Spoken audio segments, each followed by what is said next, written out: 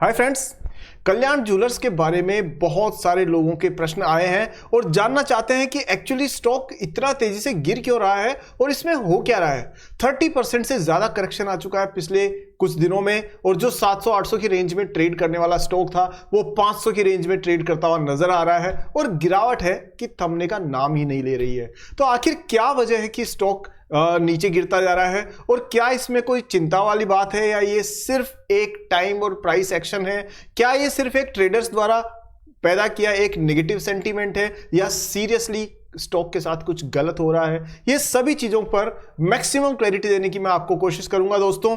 और इसमें एक डिस्क्लेमर मैं दे दूं आपको कि ये एक एजुकेशनल वीडियो है और कोई तरीके की रिकमेंडेशन हमारे चैनल पर नहीं दी जाती है। सो आप इसको इसी स्पिरिट में देखें और अपना एक समझदारी से समझदार इन्वेस्टर की तरह अपना धर्म निभाएं। तो शुरू करते हैं दोस्तों सागरनॉमिक्स आज कल्याण ज्वेलर्स के बारे में। Let's begin.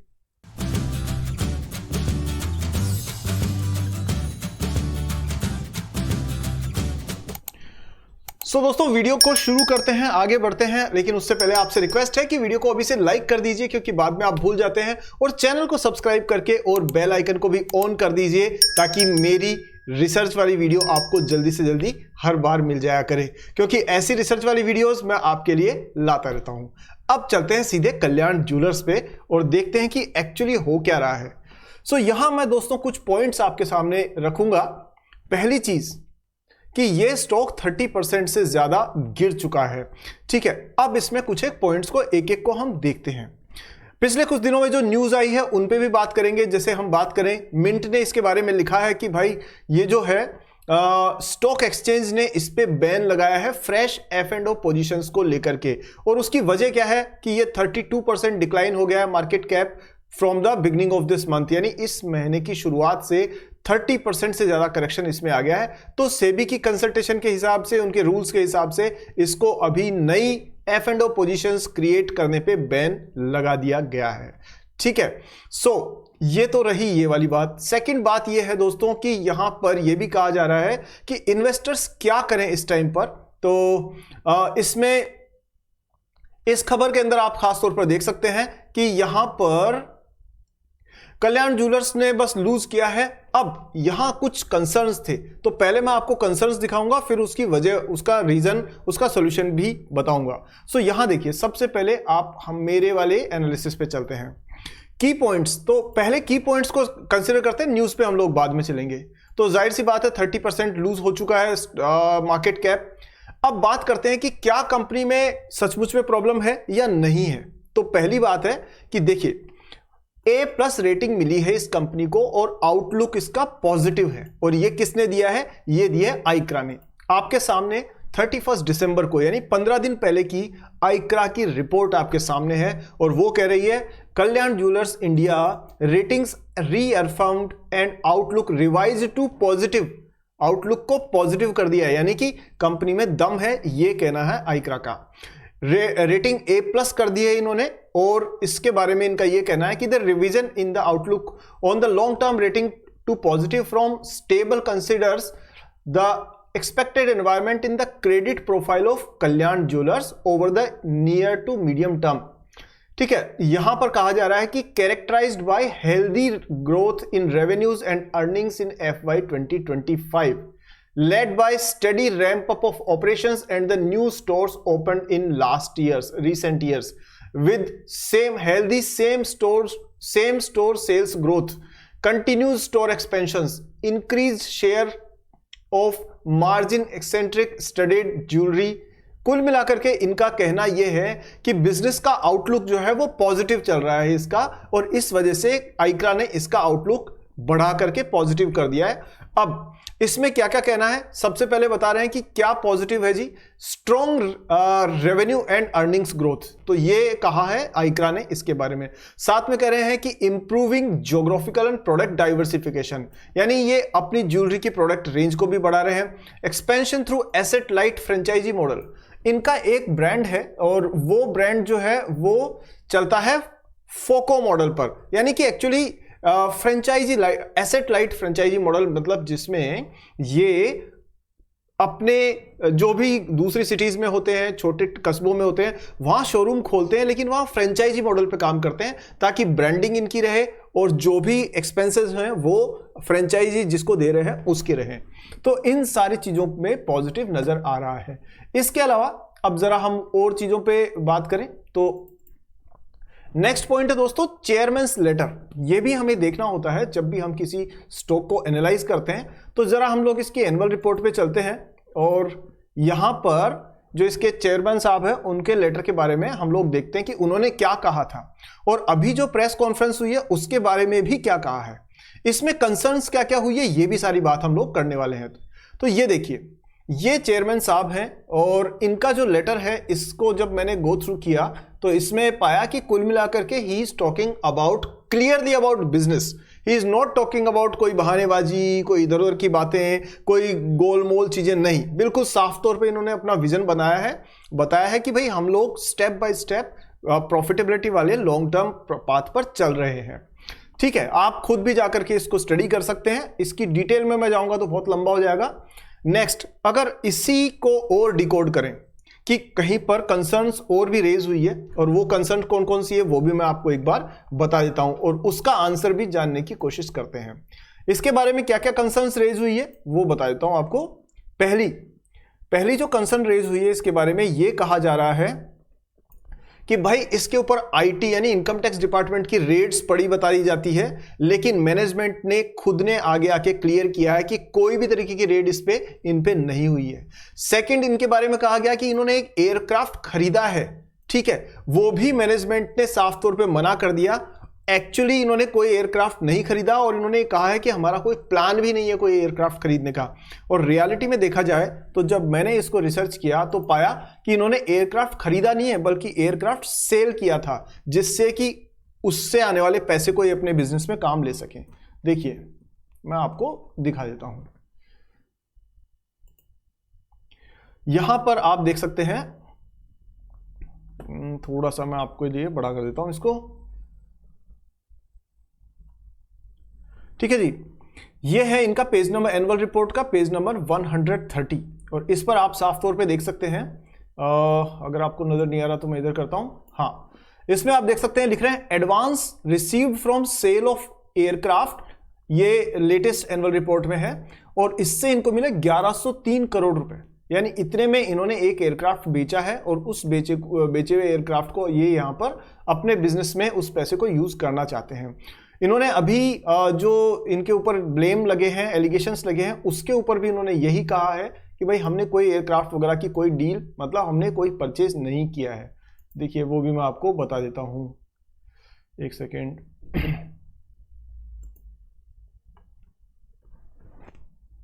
देखिए यहां पर जो इसके चेयरमैन है कल्याणरामन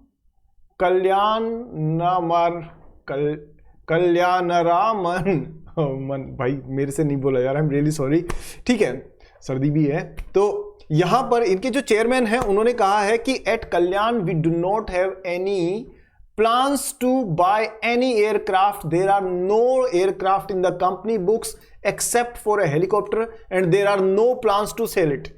बहुत साफ करें, कई बार क्या होता है ना दोस्तों कि clarity of management is also very important. ये जो बोलते हैं इस मैनेजमेंट में खास बात है कि ये साफ बोलते हैं, कुछ घुमा फिरा के बात नहीं करते। अभी अगर मैं इसकी कंपैरिजन आपकी दूसरी किसी कंपनी से कराऊं, जैसे मान लीजिए पूनावाला फिनकॉर्प से, तो आपको पता पड़ेगा कि जो वहां के जो चेयर मैनेजमेंट है उन्होंने खूब भर भर करके अपने ही लोगों को खूब सारा पैसा दिया है और कंपनी का करीब प्रॉफिट का 14% वहां के CMD CEO मतलब CXO लेवल के लोगों ने खुद ने ले लिया है। इस हिसाब से अगर आप देखें तो कल्याण ज्वेलर्स के एनुअल रिपोर्ट में भी मैंने जब स्टडी किया तो मुझे ऐसा कोई तरीके का प्रॉब्लम नजर नहीं आया। अब जैसे ये आपके सामने इसकी एनुअल रिपोर्ट है 132 पेजेस की, और अब मान लीजिए मैं यहां पर जाके सर्च करता हूं लॉ सूट्स। ठीक है जी, तो कंपनी पर किसी भी प्रकार का कोई भी लॉ सूट नहीं है, यानी कोई केस वगैरह किसी तरीके का नहीं चल रहा है जिसकी वजह से कंपनी में इस तरीके की कोई गिरावट आने के चांसेस हो। इसके बदले अगर मैं आपको दूसरी कंपनीज का बता दूं, मान लीजिए हम लोग चलते हैं पूनावाला फिनकॉर्प, हालांकि इस वीडियो से रिलेटेड नहीं है बट मैं आपको सिर्फ एक एग्जांपल के तौर पे बता रहा हूं। और इसकी जब हम लोग एनुअल रिपोर्ट देखेंगे तो यहां पर मैं अगेन वही सर्च करता हूं लॉ सूट। और आप देख सकते हैं कि कंपनी के ऊपर लॉ सूट है और इन्होंने लिख रखा है इसके अंदर कि company is involve in something, वो वाला आप डिटेल में देख सकते हैं। मैं थोड़ा सा बड़ा कर देता हूं आपको। कहने का मतलब है एनुअल रिपोर्ट में साफ पता पड़ता है कि भाई company is also involve in other law suits वगैरह। तो इन्होंने जीएसटी का कोई इशू था, इनका इनकम टैक्स मैटर था, ये सब कुछ इन्होंने एनुअल रिपोर्ट में शो किया है। लेकिन जब हम जाके कल्याण ज्वेलर्स की एनुअल रिपोर्ट को देखते हैं तो हमें ऐसी कोई बात नहीं मिलती है। नेक्स्ट दोस्तों, ये भी हो सकता है कि कई बार कंपनी शेयर होल्डर्स की वैल्यू नहीं करती है, तो ऐसा भी कल्याण ज्वेलर्स के साथ में नहीं है। क्यों नहीं है? क्योंकि कल्याण ज्वेलर्स ने अपने लोगों को ईसॉप्स भी नहीं दिए हैं। देखिए मैं सर्च करता हूं ईसॉप्स, एम्प्लॉय स्टॉक ऑप्शंस।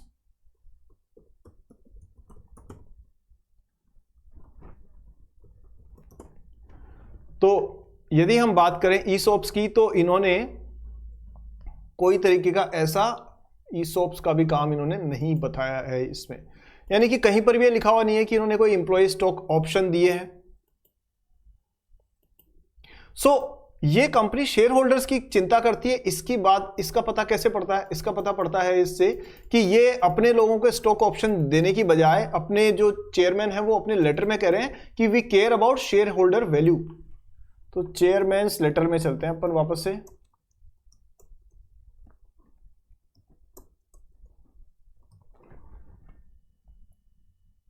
शुरू में ही चलते हैं, नहीं तो बहुत टाइम लग जाएगा इसमें। 1 सेकंड ना। ये देखिए यहां पर आप ये देखेंगे तो इनका साफ तौर पे ये कहना है कि हम लोग हर वो काम करेंगे जिससे शेयर होल्डर्स की वैल्यू बढ़ सके।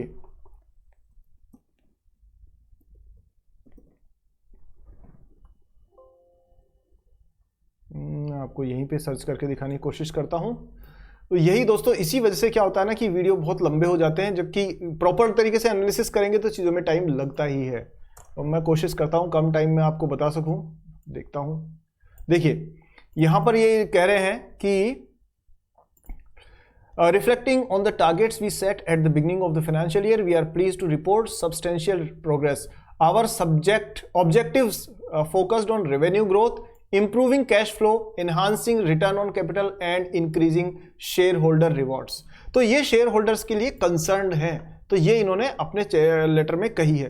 दोस्तों इनसे एक चीज तो पता पड़ती है कि कंपनी अपनी चीजों को लेकर के काफी क्लियर है और कोई भी तरीके की जो रूमर्स है बाजार में उसकी वजह से कोई भी तरीके का एक्शन होता है तो मैनेजमेंट उसमें इन्वॉल्व नहीं है। देखिए इन्होंने क्या कह रखा है, रियलिटी क्या है, सच्चाई क्या है दोस्तों, ये तो कोई हम लोग ना आप कह सकते हैं ना मैं कह सकता हूं। बट इन्होंने प्रेस कॉन्फ्रेंस करके ये कहा है, जब इनको कहा गया कि a recent earning audio call released on January 14th stated that no IT raids had been conducted at its premises and it is termed bribery allegations। किसी ने इनके ऊपर रिश्वत देने के आरोप भी लगा दिए। तो ये साफ तौर पे कह रहे हैं कि दैट इज एब्सर्ड, मतलब बकवास है। ये यहाँ के जो चेयरमैन है, एग्जीक्यूटिव डायरेक्टर है, उन्होंने कहा है this is very absurd allegation, we have always conducted our businesses and interactions with all stakeholders with a very high level of integrity and transparency। तो मैनेजमेंट साफ तौर पे कह रहा है कि भाई हमने कोई भी तरीके का ऐसा काम हमने अभी तक नहीं किया है जिसमें कुछ छुपाना पड़े, कुछ झूठ बोलना पड़े। हम हर चीज को साफ तौर पे पब्लिक के सामने रखते हैं। There has been no raids at our premises, it was just a rumor। ये सिर्फ अफवाह है। Inventory level as mentioned in our financial statement goes through multiple level of audit। We have repaid around 450 crore debt in last 18 months। तो ये कह रहे हैं कि हमने अपना जो कर्जा है वो भी चुकाया है, plus 170 crore dividend pay out भी दिया है। यानी कंपनी प्रॉफिट भी कमा रही है, उससे डिविडेंड भी दे रही है और साथ में ये अपना जो डेट है उसको भी कम कर रही है। दोस्तों ये आपको एक तरह से एक आइडिया लग गया होगा कि कल्याण ज्वेलर्स के बारे में इतने सारे फैक्ट्स किस चीज की तरफ इशारा कर रहे हैं। अब इसमें क्या क्या चीजें इन्वॉल्व हो सकती है वो भी मैं आपको बताने की कोशिश करता हूं। देखिए पहली चीज दोस्तों इसमें हो सकती है कि expectation of government discouraging jewellery in budget. ये एक वजह हो सकती है जिसकी वजह से कि कल्याण ज्वेलर्स जो है उसके ऊपर प्रेशर इस तरीके का चल रहा हो। लेकिन हालांकि मैं इस चीज को पूरी तरह से फॉलो नहीं करूंगा। एक सेकंड दोस्तों,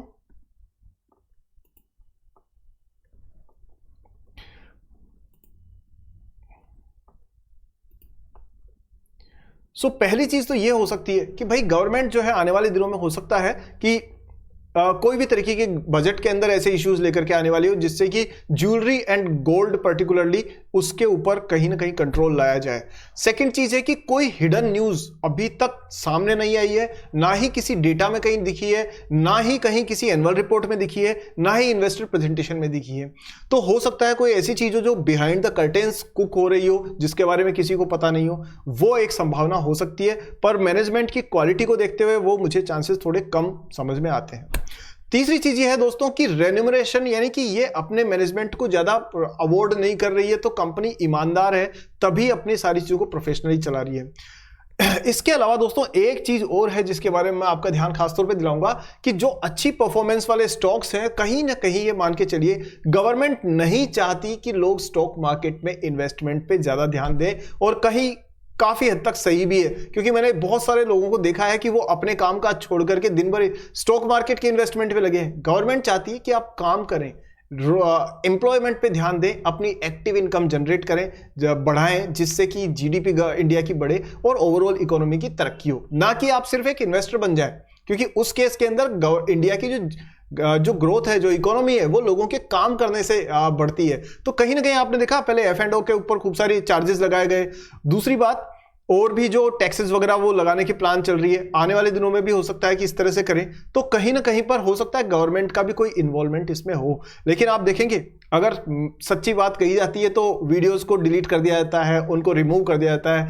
हमारे साथ में भी ऐसा हो सकता है, लेकिन मेरी खास बात यह है दोस्तों कि मैं सच ही बोलूंगा और सदा सच बोलूंगा, चाहे ये चैनल को कुछ भी हो, चाहे मुझे उसकी कोई परवाह नहीं है, क्योंकि मैं आपके सामने बिल्कुल ट्रू अपनी कैपेसिटी के हिसाब से बेस्ट एनालिसिस लाने में बिलीव करता हूं, ताकि कहीं ना कहीं आपके मन में यह ना हो कि मैंने कोई चीज आपको गलत बोली है। बिल्कुल भी नहीं, आपको हमेशा सच सुनने का ही मेरी तरफ से अश्योरेंस मैं देता हूं।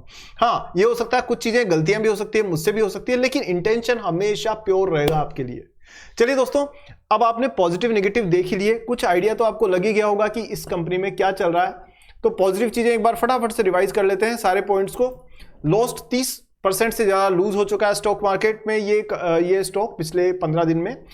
पर अगर बिजनेस वाइज देखें तो इसका A+ रेटिंग दी है इसको रेटिंग एजेंसीज ने, तो कुछ देख के दी है। चेयरमैन का बहुत साफ सुथरा तरीका है काम करने का।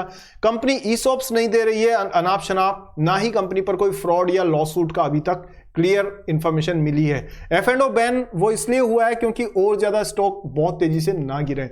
कंसर्न क्या है, चिंताएं क्या है कि IT की रेड पड़ी थी जिसके बारे में मैनेजमेंट ने साफ मना कर दिया है। एयरक्राफ्ट इन्होंने खरीदा नहीं है, ना खरीदने का प्लान है, ऐसा मैनेजमेंट ने कहा है। तो ये बेसलेस एलिगेशन है। मार्जिन्स पे प्रेशर की बात करें तो सभी कह रहे हैं मार्जिन्स पे प्रेशर है। तो दोस्तों ये तो इंडस्ट्री वाइज है, अगर प्रेशर है तो टाइटन पर भी होगा, अगर प्रेशर है तो सेंको पर भी होगा, और PC ज्वेलर्स वगैरह सब पर भी होगा। तो वो एक सिस्टमैटिक रिस्क है जिसके बारे में सिर्फ एक कंपनी को लेकर कंसर्न होना ठीक नहीं है। साथ में एक चीज ये हो सकती है कि ब्लॉक डील या बल्क डील, कोई इस तरीके की डील हो जिसमें जबरदस्ती इसको नीचे स्टॉक प्राइस को गिराया गया हो, तो वो तो जब डेटा सामने आएगा तभी बात करेंगे। तो दोस्तों ये एक मेरा मोटा मोटा एनालिसिस है, और उम्मीद करता हूं कुछ क्लैरिटी आपको मिली होगी। जब भी इस स्टॉक के बारे में और ज्यादा क्लैरिटी मिलेगी तो मैं आपके सामने और इसका अपडेटेड एनालिसिस जरूर लेकर के आऊंगा। इस वीडियो को देखने के लिए मैंने जल्दी इस वीडियो को बनाया ताकि आपको मैं कुछ जरूरी जानकारी दे सकता हूं वो मैं जरूर दे दूं। कैसा लगा वीडियो जरूर मुझे कमेंट सेक्शन में बताइए दोस्तों, और वीडियो को लाइक कीजिए। अगर आपको पसंद आता है मेरा एनालिसिस, वीडियो को लाइक कीजिए, चैनल को सब्सक्राइब कीजिए, बेल आइकन को ऑन कीजिए, और सारे दोस्तों पे इसको शेयर कीजिए, व्हाट्सएप, टेलीग्राम, इंस्टाग्राम, फेसबुक, सब जगह पे। अगले वीडियो में जल्दी मिलता हूं दोस्तों, तब तक के लिए अपना ध्यान रखिए। Be safe while you are investing, take care of all the analysis, and then be very very safe in stock market investing. और डिस्क्लेमर हमारा है कि ये प्योरली एजुकेशनल वीडियो है, कोई बाइंग सेलिंग की रिकमेंडेशन हम नहीं देते हैं इस चैनल पे। सो आप अपना विवेक का इस्तेमाल करके take your own call. Thank you so much, take care, जय हिंद।